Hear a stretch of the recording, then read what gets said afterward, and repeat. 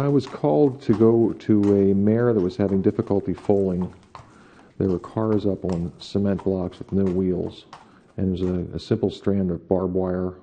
And the mare ran past me, and I saw two legs hanging out of the back of her from the foal.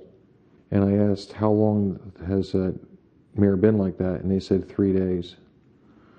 So here I was in a hopeless situation of a mare that was unable to be caught, with a dead foal inside of it for 3 days, with people too ignorant to understand the urgency of the situation, and didn't have the resources of money.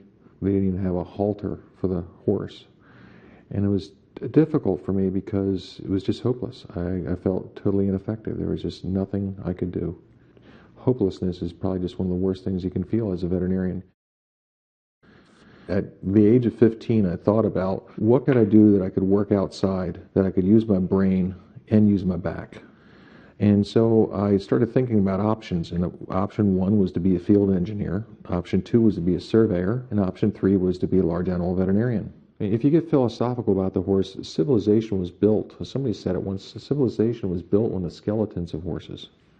In general, they're kind, they like touch. You can brush them, they respond to you, they're wonderful to look at. Nothing's finer than to see a bunch of horses run across a field, to watch horses perform. So there's something magnificent about a horse.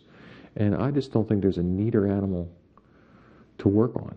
There's not a lot of margin on a horse. So if you look at the strain of a tendon, of one of the flexor tendons in the front legs, they tear or break down at 20% strain. And when a horse is in full racing gallop, they're at 17%. So there's very little margin left. You know, if you get into the biomechanics of a horse, just watching the way the horses work, seeing it on the outside and understanding the anatomy on the inside and the imaging of it and the veterinary medicine of it, and having that all tie together, it's one of the real places in our society, I think, that you can take art and beauty and tie it together with biomechanics and functionality and hard science and make it work better.